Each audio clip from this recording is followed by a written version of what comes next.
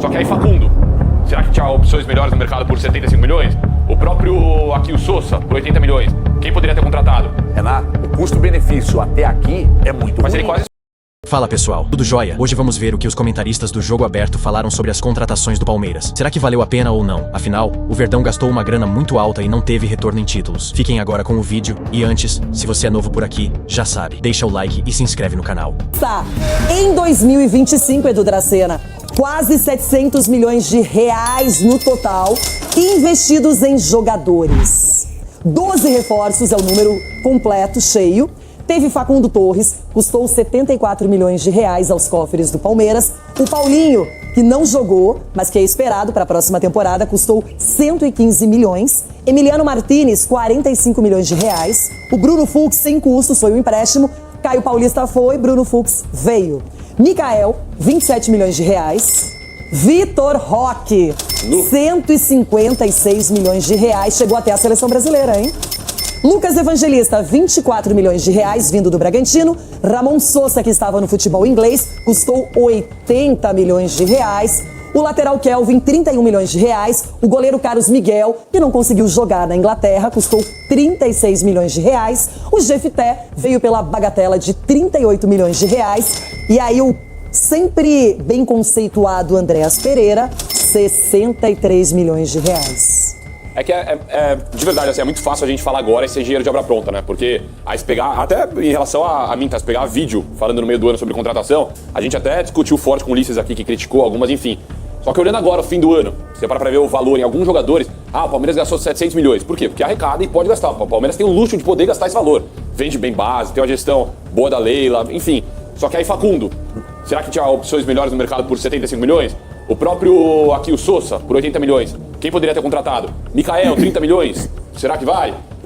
Enfim, o Kelvin, 30 milhões. Então, gera agora um debate com razão da torcida de será que valeu a pena? Existe esse debate. O Paulinho foi a maior venda do futebol brasileiro de todos os tempos. Eu adoro o Paulinho. Paulinho foi muito importante no Atlético. Mas convenhamos, Renato. O Paulinho foi comprado por 115 milhões de reais, machucado. E era uma contusão grave. E o departamento médico do Palmeiras, será que não avaliou bem? Ou mesmo sabendo, resolveram investir da mesma forma? É que a gente não pode falar do que o Paulinho ainda pode fazer pelo Palmeiras. E eu acredito que pode. E ele é muito jovem ainda. E porque ele é muito jovem. Agora, Renato, o custo-benefício até aqui é muito ruim. Mas ele quase escapou com aquele gol contra o Botafogo. Sim, mas o que eu tô dizendo é o seguinte... Ele tem 25 anos, ainda tem muito. Vocês já imaginaram se é, por exemplo, o Corinthians que compra um jogador? Esquece o Corinthians, jamais. Esquece o Corinthians, mas o que eu vou falar é bom pra você. Aqui, eu tô vendo ali, ó. Peraí, 27 milhões. Tem dinheiro pra isso. 27 milhões. Não paga nem o 10º ele. Você acha que vai ter dinheiro pra pagar? Eita, eu já ia falar, agora me calou. Se você pegar dois jogadores vendidos nesse ano de 2025, eles dão 500 milhões de reais. Eu tô falando de 60 milhões de euros do Estevão e 30 milhões de euros do Richard Rios. Eles tiveram um impacto negativo absurdamente no time. Ali o Abel, assim, desmanchou o time pela capacidade desses dois jogadores, até pela reposição. Agora, eu tô falando de dois que renderam 500 milhões. E aí, beleza, você gasta 700, óbvio que a gente vai questionar alguns valores. Mas a Leila mesmo disse, o nosso valor, quando alguém vai comprar um jogador do Palmeiras, o valor sobe, pela base que o Palmeiras tem. Mas quando o Palmeiras vai comprar, também é mais alto. Porque todo mundo sabe que o Palmeiras se tornou um comprador em 2025. E aí eu acho que a lição ela precisa ser aprendida. O Palmeiras ele pode gastar, se deu ao luxo de gastar, mas há lições a serem aprendidas. Quando você contrata um Paulinho apesar da lesão, você sabe que tem um custo, um médio prazo aí que ele vai te render alguma coisa. O Vitor Roque quase foi artilheiro do Brasileirão. Podemos questionar aqui, mas pô, ele começou mal, mas depois ele rendeu pro time. São dois jogadores que você tem uma margem de erro menor. Quando você traz um Vitor Roque, ao custo que trouxe, e um Paulinho, você tem uma margem de erro menor. Agora, os outros, você arriscou muito.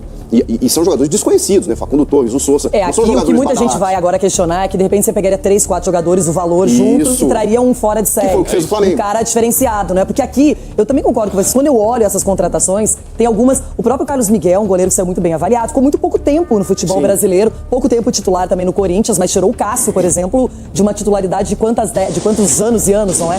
E aí o Vitor Roque é um cara que precisava de uma retomada na carreira e chegou na seleção brasileira. O Palmeiras, ele constrói coisas muito positivas para os seus atletas, mas aí a gente vê assim, o Ramon Sousa ainda não rendeu, o Facundo Torres a mesma coisa, o Kelvin é um titular, mas ainda acho que pode mostrar mais futebol, o Jefté é reserva. Mas aí a gente também tem pegado o Flaco Lopes. Quando também chegou, era muito questionado, né? Não conseguia render e tal, e agora tá rendendo. Então, de repente, esses jogadores que por enquanto ainda não renderam para a equipe do Palmeiras, de repente, porque o Abel O Abel que contratou. É o treinador que contrata e indica. Não Mas é então diretor, não é presidente. Mas o diretor faz o que lá? Pô, ele tá lá também pra dar auxiliar ele, ó. Tem esse jogador, mas se ele não quiser, ele fala, não quero.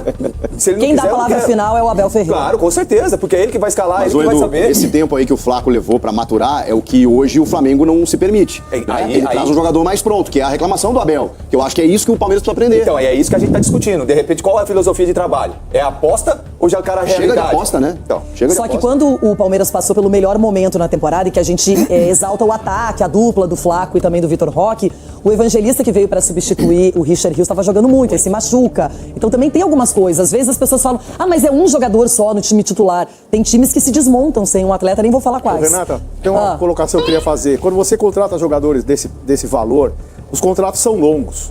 Não é o time que contrata um jogador por uma temporada, por empréstimo, paga um dinheirão para um jogador que volta livre e aquele contrato acaba e o jogador não vira pó. Esses jogadores têm retorno financeiro, ser renegociados com outras equipes. E para formar uma equipe, demora 1, 2 anos para esse jogador entrosar. Não vou voltar atrás, mas no São Paulo contratávamos jogadores que davam resultado depois de 2 anos, né? E vários que ficaram ídolos do clube demoraram para se firmar, né?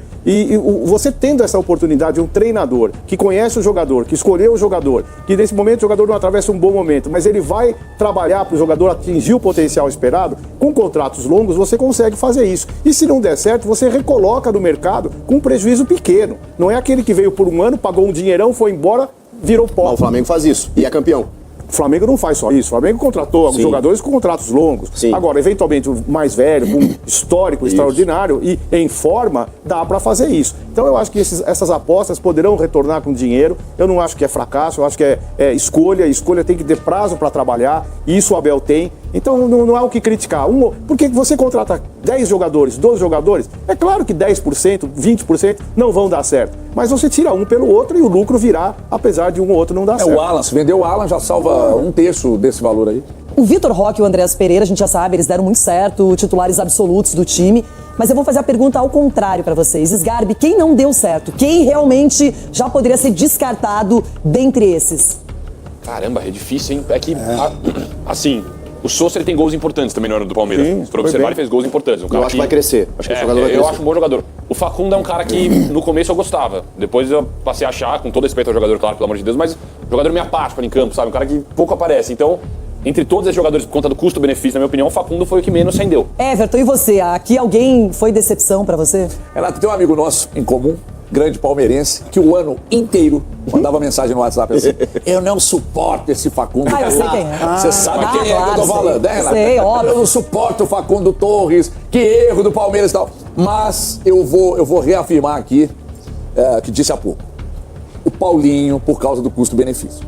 O Paulinho Eu não deu amo- no coração. Deixa eu velho. falar. Você Não tá vou falando rir, que o Paulinho deu no coração. Não vou rir, Não. eu tô falando. Fala com a razão, velho. Não, cara, não tem nada de coração, ele não é jogador do Atlético, não é jogador Ele do... não é mais. Não é mais. Então- O que eu tô dizendo é o seguinte, O Atlético o valor falou. investido.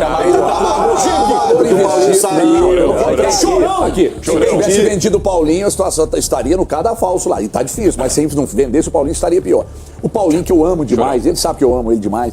Mas o custo-benefício, Renata, 115 milhões, Renata, a maior venda da história do futebol brasileiro. O olho cheio Ele não d'água. jogou Agora, o porque veio Paulinho, eu contundido. acho que ele merece uma chance no sentido de que ele não jogou, não foi avaliado, não tem o...